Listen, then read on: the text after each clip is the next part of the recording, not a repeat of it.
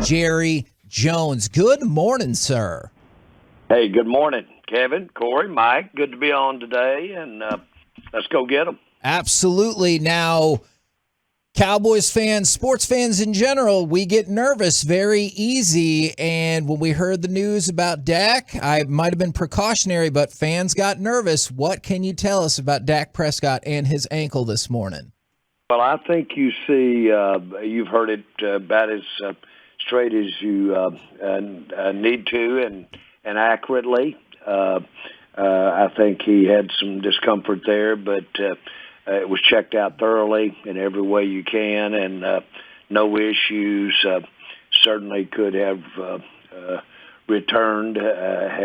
We've got some really good on-the-spot testing and on-the-spot equipment that we can do out there, not only right there in our practice facility, but also just steps away in our Baylor Medical Center. So we were able to take a good look at it and got completely satisfied, and he did too, that there was nothing to it. All right, so we got to have Dak on the field. Excited about that for Sunday night. Mike Tirico was on with Sean and RJ this week, and doing the Sunday night game, he was talking about, nobody moves the needle. Nobody gets close to what the Cowboys can do when it comes to the ratings and just the excitement for it. And Jerry, how did that happen? Is it just because of what America's team was built on before? Is it because of love or hate? How did the Cowboys become the most wanted to team? Well, I want to go real far back when the Cowboys were initially brought came into the league, and you just had a evolving of interest in watching the game through television. Only 7% of our NFL fans have ever been inside an NFL stadium. It's a game that is watched principally and enjoyed over television, and the Cowboys were ideal, had great personalities involved on the field, cheerleaders, Crazy Ray, all of the kinds of things that just caught hold. And when I'm talking to television people, it's the Heatherlands, if you will, or the Netherlands, or whatever you want to call them, but it's all the interest and eyeballs that are interested in the Cowboys away from NFL cities. The great communities in this country that don't have an NFL team have great interest in our team, and we are usually the second favorite team in a NFL market, and we're always the most hated team. And so all of those things come together for an interesting dynamic. And then Tex Rim really did a great job of creating interest and visibility, and he would carry media with him on the team planes. Other clubs wouldn't do that.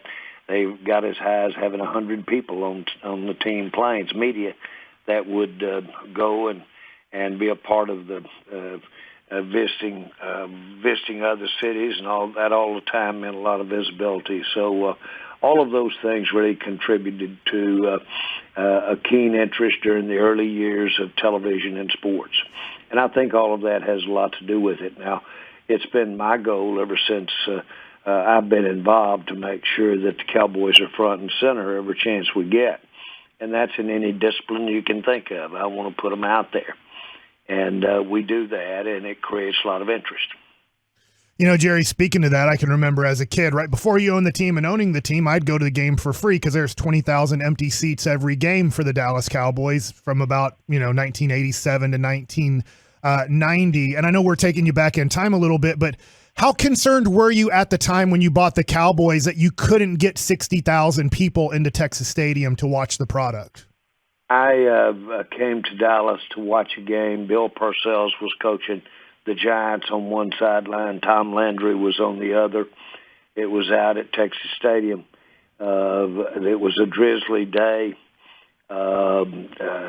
It wasn't a good day on the field for the Cowboys, but about the fourth quarter, I decided I had my daughter Charlotte and Jean with me, and I decided, and I'm sitting with Roger Staubach, and in one of the suites. And I decided to separate and just go down and get in the stands. And there might not have been 10,000 people in the stands left at that juncture of the game. And I kicked around some beer cans and some alcohol bottles. You couldn't buy that at the stadium at the time. You brought it in coolers. But there you were, drizzling, getting beat, nobody in the stands, looking out there at that situation, and I just wanted to put it on and try it before I put my money down and see if I could live with it. And I did, and I wore it, and I said, you know what, this is going to be an exciting time. I want this so much. I can live with a scene like this even after the money's gone down, not before. And really quickly after that, obviously, the Cowboys were reinvented. They were reinvented as a hugely successful franchise. And I know the team has had plenty of successes, but are you surprised, even though y'all have pushed the Cowboys to the forefront, are you surprised that they've stayed at the top despite that lack of ultimate success? Well, that's not the internal reaction, surprised. We just continually take advantage of the technology, or take advantage of, if you will, of the kinds of ways to involve our fans in the game, involve it in what the Cowboys are doing. That's why we went all out on the stadium. It was always about television. A lot of people think we built the stadium for a great place for our fans to come, and it is a great place, but that's just 100,000 people. Al Michaels and them go to 20 million, and so that stadium was built so that Al could sit there and look at Collinsworth or somebody and say, you know, fans, you ought to see this place. It's unbelievable. You can eat off the floor. That's what we wanted, and that's what we have. Jerry Jones joined us here on the K&C Masterpiece on 105.3 The Fan. I know my co-host Kevin, and I know saw a lot of people last night tweeting out, we made it to football. Congratulations last night as the kickoff got rolling. And throughout that game last night, you saw Josh Allen throw exceptionally well. He looked fantastic with that offense. And on the defensive side, Von Miller looked very good. And I know the Cowboys had an opportunity to pick that guy up. Did you see him last night play and go, God, I wish we would have added him to this team? You know, I like the makeup of our team. We did have, but we did give that consideration. We gave a lot of consideration to really. We had several opportunities in the off season to zig, and we decided to zag. We went a different direction. I love our defense. What inspires me about last night is that we've, I think, got one of our best defenses and defensive personnel that we've had in a long time. And it shows that defense is, to be trite, very incremental to having a good team. So I like it. I think that, look out, that's what we could be, solider on defense. What we did in making some of the decisions is we decided to go younger, and we decided to go with more quantity and develop into the kinds of players that Von Miller is at this particular time. It's a long season. To get to a Super Bowl, you play about 23, 24 games to get to a Super Bowl, and we want to get them on the field and keep them on the field. We've spent a lot of money over the last years on premium players that did not be on the field as much as the kinds of dollars that we were taking away from the whole team to have them out there justified. We changed that. Let's see how it works. Do you share that same level of optimism in terms of the offense then? Because I think a lot of people are with you on the defense. Well, I think the offense is, frankly, Dak is having his best, very best conditioning in my mind, and best off season and best training camp I've seen him have. Zeke is in the best shape I've ever seen him in. I really like our receiving core. I know people say, well, but you've dropped off there with not having Cooper. But let's see how that works. I like what we've got. I like our tight ends. I like our offense a lot. And we're going to, but we want to feature and stay on that ground a little more than we have in the past. We'll see how that works out. But listen, we had room on offense to basically make these kinds of adjustments that we're making. We've got some players out there that, if given the chance, can make the plays. I think it's going to work. Jerry, when it comes to the offensive line, as a Cowboy fan, it's an unknown just because it's not five guys that have started together for a few years. And I'm going back to 2010, and I can remember that year and Jason Garrett having an unknown offensive line said, I have to get the ball out of Tony's hands quickly, where we have to have quick striking plays until I have an idea on if this offensive line can hold up for plays down the field. Do you feel similar going into Sunday night? Well, I think you need to get the ball out, period, in today's NFL. You need to get it out quick, number one. So, yeah, I think that's very good. But I want to let's look at our tackle position. This is a little different way to look at it. Now, we've got 17 games coming up, beginning Sunday. We've got Tyler Smith. We've got Tyron Smith coming. We've got Peters now in the mix. And we have a young player out there that's pretty outstanding, too. Over the course of the next 17 games, we could have available to us a combination of availability of that numbers of players out there that are getting ready to play this game. And so if you really look at it from the standpoint of availability, of what we're doing to stabilize the position, to excel at the position, we've got a good plan here. We're, I think, in better shape than it might appear. Now, Tyler Smith is a outstanding, talented young man, and you can't ever go until you're out there and you make your plays and you take some of the setbacks that go with it. We just don't want to pay the price of compromising Dak while he's evolving into the tackle that we think he can become. I'm talking Tyler Smith. In the meantime, we've got a lot of alternatives here if things go a different way than we planned. Jerry, last year at the end of the season, you came on with us, and a lot of people have made the comment about you were mad, you were heated, and there was a lot of heat coming off of that interview. And I'm kind of curious how long it took to kind of maybe calm a little bit, get a little calm, and then have you carried over any of that heat into this season of, look, the urgency has to be that this is a window for this team that needs to happen now? Well, I've felt that the entire offseason and the decisions we made in the offseason were to do some things differently than and try to address the concerns that I had right after the season was over. Meaning some of the personnel? I think we've accomplished that personnel-wise. Okay. Again, going back to, I want to pay the money to people that are out there playing, and I think we've accomplished. We're headed in that. We're headed in the direction that I want to go there, and so I think that's there. Listen, you don't have to in any way light a fire under me to be active on doing something. And we did not have a pat hand coming out of last season.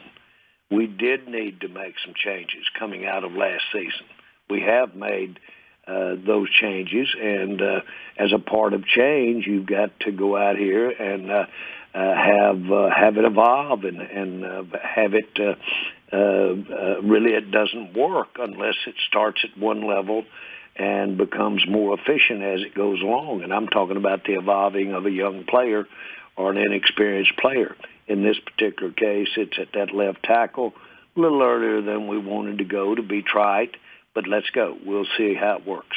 When you talk about, money being paid to players or star players, obviously Dak makes more than anyone. I'm kind of curious, what would put the stamp on Dak as an elite quarterback? Does that only come with winning? Because a lot of folks, probably myself included, would say he is not in that elite category right now. Yeah, I think that that ultimately is the one that seals it. Troy Aikman is a 3-time winning Super Bowl quarterback, elite by any definition. Tony didn't get his Super Bowls. That's as much my fault or the supporting cast. That's probably the thing I regret the most. I've said many times. But he didn't get his Super Bowls, and so you have that issue there with that. Tony was an outstanding winning quarterback and in my mind should have had a Super Bowl. So that's what it is. You can have great records, great percentage records. You can have won some great games, but boy, you need to win them, and only one team wins them each year, and that's what makes this sport great.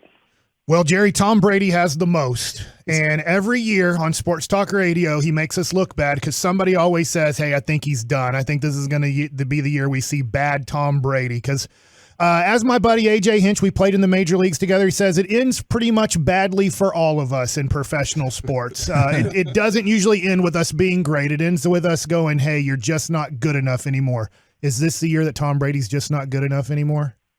Well, I'm going to say I hope so.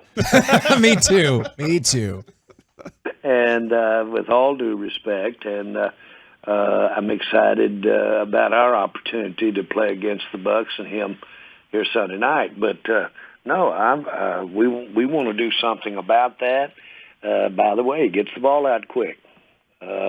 And he has a variety of receivers and a variety of ways that he wins ball games over the years. And so all of those things you've got to admire. There's a lot of me, and of course you get in trouble every time you ever make a comparison. And I know that before I say this. But there's a lot of me that sees the excellence that Tom Brady is about. How hard and how much he focuses on the nuances of the game. I see those characteristics in Dak, and I see the improvement. And so we've just want to be a part of the story of Dak Prescott as he evolves. And if he could get to that success level, then that word elite is going to start showing up. But we've got to win some games here. Well, and that feeds right into the last question I got for you. Do you feel like you've gone into most, if not all, of your seasons with the Cowboys thinking they had a shot to win the Super Bowl, potentially? And do you feel that way again this season?